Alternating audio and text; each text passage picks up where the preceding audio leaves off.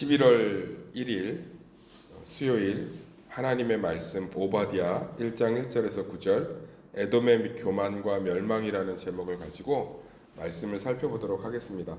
오바댜 설교 듣기 좀 자주 듣지는 않아요. 왜냐하면 이 오바댜 자체가 선지서 중에서 아주 독특한 특징이 있는 게 뭐냐면 이스라엘에 관련된 심판이 아니에요. 그러니까 이스라엘에 직접적으로 다 간접적으로 연관되어 있는 심판인데 오바댜는 순수하게 에돔이 누구냐면 그 에서 있죠. 야곱의 형 에서의 후손들이에요. 그래서 에돔이라는 뜻 자체가 붉은 자라는 뜻입니다. 그러니까 자신들이 에서의 후손인 것을 나라의 이름으로 삼았으니까 얼마나 그 에서에 대한 자부심이 있었는지 알겠죠. 그 에서에 대한 이야기예요. 그래서 이 오바댜는 언제 기록됐는지는 모르겠지만 언제 기록된지 모르면 막 추측하는 경우들이 있는데 성경이 언제 기록했는지 모르게끔 써놨을 때는 딱 의미가 하나예요. 전 세대, 전 기간, 전 인류에 걸쳐서 하나님이 다시 오실 그날 시간이 멈출 때까지 이 사실이 보편적인 진리다 이 뜻이에요. 그러니까는 그냥 받아들이면 된다 이런 뜻이거든요. 그러니까 오바댜의 이야기는 하나님이 이 얘기를 하고 있는 거죠. 내가 모든 만물을 실제적으로는 다 주관하고 감찰하고 판단하고 질서를 유지하고 있다. 이 에돔이 너무 지나치게 교만하고 이 에돔이 너무나 지나치게 이제 자신들의 힘을 의지해서 주변 나라들을 괴롭히거든요. 특히 형제 이스라엘 백성을 너무 못 살게 굴어요. 그러니까는 그 시편 137편에 보면 오죽하면 이렇게 고백했겠어요. 이스라엘 백성들이 여호와여 예루살렘이 멸망하던 날을 기억하시고 에돔 자손을 치소서. 그들의 말이 헐어버리라 그 기초까지 헐어버리라 하였나이다. 그러니까는 예루살렘이 멸망했을 때 에돔이 옆에서 뭐 했다는 거예요? 응원했다는 거예요. 응원. 더 망하라. 그거 하나님 기억하시라는 거예요. 그리고 민수기 20장에 보면 이스라엘 백성들이 광야에서 곧 힘들어갖고 가나안 땅에 그 에돔 땅을 지나가면 좀 쉽게 갈 수 있거든요. 그렇게 가려고 하는데 죽어도 못 가게 해요. 그래서 모세가 편지를 쓰잖아요. 진짜 풀 한 포기 하나 안 건드리겠다. 흙 하나 안 건드리고 통행세까지 주겠다. 아이들도 많고 여자들도 많고 동물이 많으니까 좀 지나가게 도와달라. 허락해 주질 않아요. 그러니까 못돼 처먹은 거죠. 에돔이면 자기 에서면 형제잖아요. 형제고. 그런데 예루살렘 망할 때 박수 치질 않나. 사실은 시기 질투겠죠. 그렇죠? 이스라엘 백성 에서보다 훨씬 못하다고 생각한 야곱이 하나님의 축복 가운데 사는 게 꼴보기 싫었을 수도 있고 붙어 있으니까. 그리고 자신들의 힘과 능이 강력한데 쟤네들은 아무것도 없는 것 같은데 하나님이 은혜 주시니까 질투도 일어나고 막 그랬겠지만 실제로는 굉장히 못되게 굴었어요. 그렇게 강력한 대국은 아니었거든요. 강대국은 아니었고 민족 자체가 호전적이고 지형 자체가 워낙 산지에 거주했기 때문에 좋아서 아주 튼튼한 나라로 이제 위치하고 있었지만 실제로 초강대기라고 할 수 없는데 그냥 틈만 나면 주변국들을 괴롭히고 하나님이 이것을 철저하게 이 에돔의 심판만 기록한 게 오바댜예요. 그래서 내가 이런 못돼 먹은 사람들, 못돼 먹은 세상 하나님이 두지 않는다는 거예요. 우리가 볼 때는 수많은 죄악 가운데 하나님이 어찌 가만히 계시는가 이런 질문들 할 때 있지만 겪는 피해자 입장에서 정말 탄식하며 통곡하면서 그렇게 고백하지만 그래도 우리가 성경의 거시적인 관점으로 보면 하나님 지금도 모든 만물의 질서를 완벽하게 주관하고 있기 때문에 우리가 숨쉬고 살아갈 수 있는 줄 믿습니다. 그래서 앞으로도 끊임없이 하나님께서는 모든 만물 가운데 우리의 심령 가운데 주관하고 함께하고 계신 줄 믿습니다. 말씀 이 오바댜의 지금 배경이고요.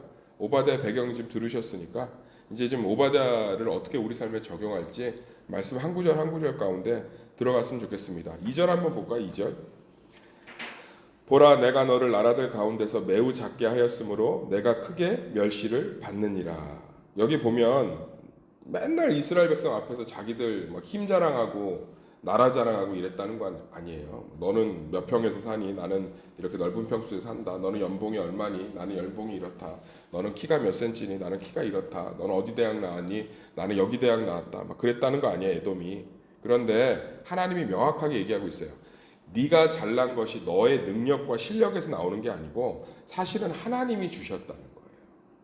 그러니까 우리가 명확하게 이 오바다를 통해서 고백할 게 뭐냐면 잘남이 나에서 나오는 게 아니고 하나님이 주신 거예요. 그래서 남들보다 못 받았다고 생각하면 그만큼 하나님 앞에 돌려드릴 것도 없는 거예요. 그러니까 10달란트 가진 사람이 8달란트 남기면 불의한 종이라고 어둠 가운데 슬피 이를 갈며 울미 있지만 1달란트 가진 사람이 8달란트 남기면 하나님한테 엄청나게 칭찬받는 거죠. 근데 성경은 굉장히 아이러니하게 5달란트 받은 사람은 5달란트를 남기고 10달란트 가진 사람은 10달란트를 남기는데 1달란트 받은 사람은 불평하다가 못 남기거든요. 그러니까 우리가 뭘 알 수 있냐면 우리 삶 가운데 하나님이 다 주신 거예요. 예수님 오시면 묻는다고 너 서울대 법대 나와서 판사 시켰는데 뭐 했니? 그러니까 우리는 그게 내가 방석이 7번 썩어나가면서 공부해서 내가 합격해서 집안의 영광을 위해서 하나님이 주신 복이라고 생각하는데 그렇지 않다는 거예요. 지혜도 능력도 근성도 인내도 환경도 다 누가 주신 거냐? 전적으로 하나님이 주신 거예요. 그러면 그것이 걷어진다 한들 있었을 때 그것을 온전히 하나님의 목적과 그것으로 사용하지 않는 큰 부담과 청지기적 사명이죠. 또 없으면 없는 대로. 그러니까 우리가 삶을 그렇게 바라봐야 되는 거예요. 그걸 잘 말해주고 있는 게 바울의 고백이에요. 바울이 평생 동안 부러워했던 사람이 베드로예요. 베드로와 바울하고 비교했을 때 누가 더 탁월한 하나님의 종입니까? 베드로는 대학 못 나왔다니까요.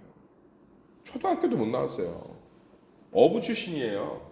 바울은요, 가말리아의 수제자, 뭐 지금 얘기하면 서울대도 안 될 거야.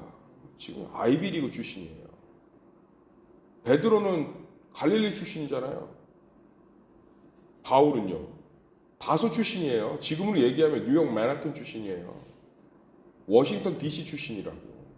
영어도 기가 막혀 3개 국어를 완벽하게 하는 사람이 누구예요? 바울이에요. 베드로는 못해요. 통역관 데리고 다녔잖아요. 베드로의 통역관이 마가예요. 마가가 베드로 설교 맨날 통역하다가 하도 이제 기억을 다 하니까 마가복음을 쓴 거고. 베드로하고 바울은 세상적으로 비교할 때 비교가 안 돼요. 그런데 베드로는요, 사람이 받았고 사택이 있었고요. 예루살렘 교회 뭐 어마어마한 대형 교회 담임 목사였고 당회장이었고 가정을 꾸릴 수 있었어요. 그래서 사도 바울이 얘기하잖아요. 고린도 전서에. 나도 베드로 사도처럼 사택 갖고 사모님하고 결혼해서 가정 꾸리고 사례비 받을 권한이 없겠느냐.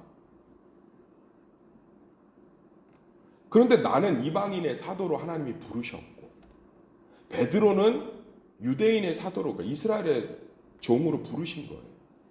그걸 아니까 바울이 정말 비교되고 부럽지만 자유하잖아요. 그러니까 우리가 오바댜 보면 이 얘기예요. 니네 맨날 니네 나라 위치 자랑하고 뭐 힘 자랑하고 이러는데 그거 내가 준 거야. 내가 준 건 내 목적대로 사용했어야 돼. 그러면 적게 받은 건 뭐예요? 적게 받으면 적게 받은 만큼. 예. 많이 주시면 많이 주신 만큼. 너는 남편 잘 만나서 일 안 하고 남편 벌어온 걸로 살림하고 살았는데 너 그 여유하고 그거 다 어디다 썼니? 묻는다고요. 너는 참 그래도 고생하면서 저기 했는데 그 가운데서 예배드리고 그 가운데서 하나님 찾고 하나님 부정하지 않고 그러니까 이런 거예요. 성경에 보면 하나님이 의를 판단하는 기준이 절대 기준이 아니에요. 상대적 기준이에요. 고난 가운데 있는 사람들이 감사하는 거하고 가진 사람이 감사하는 걸 다르게 본다고요. 대표적인 예가 뭐죠? 과부죠. 과부의 두렙돈. 어떤 사람이 1달란트 엄청난 돈이에요. 1달란트를 헌금한 거하고 과부가 두렙돈 한 1,000원 정도거든요. 1,000원 헌금한 거하고 누가 더 하나님 앞에 값지게 헌금한 거냐? 그때 제자들이 다 소리쳤죠. 달란트죠. 1달란트가 얼만데 금으로 몇 킬로인데. 그때 하나님 뭐라고 그래요? 아니다. 과부의 1,000원이 하나님 보시기에 훨씬 크다. 왜? 저는 없는 중에 다 넣었느니라. 할렐루야. 그러니까 우리는 의의 기준을 절대적 가치로 올린다고요. 그렇지 않다니까요. 자식이 어떤 애는 아파, 힘들어. 그 가운데 하나님 말씀 한번 의지하는 거하고 자식이 건강해. 그 가운데 하나님 말씀 한번 의지하는 걸 하나님이 보시는 관점이 달라서요. 있는 게 훨씬 두려운 거예요. 예전에 제가 전전전 교회 섬길 때 그 물질의 축복을 많이 받은 집사님이 있었어요. 그분 뭐 주변에서 뭐라고 그랬냐면 동대문에서 옷 장사했는데 걸레를 갖다 걸어놔도 사람들이 다 살 거라고 했다. 그런데 그분 항상 얼굴에 근심이 가득해요. 그분 존경해요. 지금도. 왜 그러냐 그러면 하나님이 제게 물질의 은혜를 주셨는데 이거를 하나님 보시기에 합당하게 써야 되는데 그게 너무나 짐이 됩니다. 정말 대척교회였는데 그분 참 많이 헌신하셨어요. 제가 예전에 어떤 권사님 아들 서울대에서 법대 합격하고 소년급제라고 그러죠. 학부 시기에 사법고시를 패스했어요. 그래서 제가 지금도 기억나는 게 굉장히 고급스러운 한우집에서 밥 사면서 얼굴에 스심이 그득하더라고. 그 아들도 믿음이 좋아요. 나한테 그러더라. 하나님이 이렇게 주신 걸 이 아이가 다 돌려드려야 되는데 그 정도의 믿음이 있을지 걱정입니다. 아, 저러니까 하나님이 계속 쓰시는구나. 사랑하는 성도님들, 우리는요 성경의 이야기들을 좀 귀담아 들을 게 있어요. 많이 받은 달란트 가진 사람 어떻게 남기려고 한다니까. 근데 없는 달란트는 한 달란트도 엄청 큰 거예요. 어마어마한 거라고. 맨날 달란트 시장하니까 작아 보이지만 충분히 먹고 살 수 있는 돈이에요. 한 달란트도. 근데 우리 가운데 크고 작은 것을 절대적으로 비교하지 말고, 그렇잖아요. 하나님이 주신 것 안에서 그 환경에서 내가 하나님 바라보는 건 다르게 평가하신다. 아멘. 내가 가난하고 어렵고 힘든 가운데 감사하는 거하고 내가 주신 것을 감사하는 거하고 하나님 바보입니까? 똑같이 평가하게. 야, 너는 없는 가운데 감사하는구나. 그거하고 너는 있는 가운데 감사하는 게 어떻게 똑같이 평가되냐. 그 얘기잖아요. 예. 보라, 내가 너를 나라를 가운데 매우 작게 하였으므로 내가 크게 멸시하여. 너 내가 크게 했는데 그거 갖고 이스라엘 백성 주변 나라도 괴롭혔지. 이제 내가 너를 작게 하리라. 그래서 3절 계속 얘기하시잖아요. 너의 마음의 교만이 너를 속였도다. 바위 틈에 거주하며 높은 곳에 사는 자여, 내가 마음에 이르기를 누가 능히 나를 땅에서 끌어내리겠느냐 하니, 내가 독수리처럼 높이 오르며 별 사이에 깃들지라도 내가 거기에서 너를 땅으로 끌어내리리라. 아무리 높아지면 뭐합니까? 하나님 끌어내리시겠다고. 그러니까 우리 가운데 항상 이 관점이 있어야 돼요. 예. 절대적 가치로 평생 남들하고 비교하고 나는 없네, 왜 저 사람은 저런 거 있는데 저런 환경인데 나는 이런 환경일까 그러고 있으면 계속 한 달란트 땅에다 묻어두고 있는 거예요. 하나님 나 한 달란트밖에 안 받았지만 한 달란트 남기는 거 10달란트를 남기는 것보다는 수월하지 않겠어요? 수월하죠. 그렇죠. 그랬으면 한 달란트만 남겨도 괜히 칭찬이라니까. 10달란트 가진 사람은 10달란트 남기려면 얼마나 힘들겠어요. 근데 악하고 게으른 종아. 그러니까 우리 삶 가운데 다 삶의 경제적 수준이 다르고 영적 수준이 다르고 환경적 상황이 다 다르죠. 자녀의 모습이 다 다르고 뭐 건강의 척도가 다 다르고. 그런데 내가 조금 적게 받을 수 있어요. 인간의 죄 때문에 공평하지 않기 때문에 적게 받을 수 있다고, 여러 가지를. 그런 가운데 하나님 앞에 그 작은 것이지만 두렙돈 같은 한 달란트를 남기려고 하는 그 마음이 있을 때 하나님 이뻐하시죠. 그런데 10달란트 받아놓고 꼭 남기려면 이제 그때부터는 고통스러운 거예요. 저도 마찬가지죠. 얼마나 큰 복을 받았습니까? 이걸 어떻게든 하나님 앞에 남기려고 하면, 개척교회 하시는 분은 어떻게든 버티고 그것들 끌어안고 하는 것 자체가 의의를 수 있다고. 어떤 형님 그러시더라고요. 힘들어서 교회 좀 문 닫아야겠다. 그래서 그러시냐고. 그럼 우리 교회 뭐 예배라도 드리러 오시라고 뭐 그렇게 얘기하고 있는데 회개했다고 하더라고요. 어떻게든 하나님이 교회를 나에게 맡기셨으면 더 전도하고 더 해야겠다. 그럼 그거 자체는 어마어마한 거죠. 자기의 전부를 드렸잖아요. 나는 한 애들까지 거의 한 300명 되는 아이를, 영혼을 주셨는데 내가 이걸 위해서 다 남겨드리지 않으면, 예, 영적인 무게감이 어마어마하죠.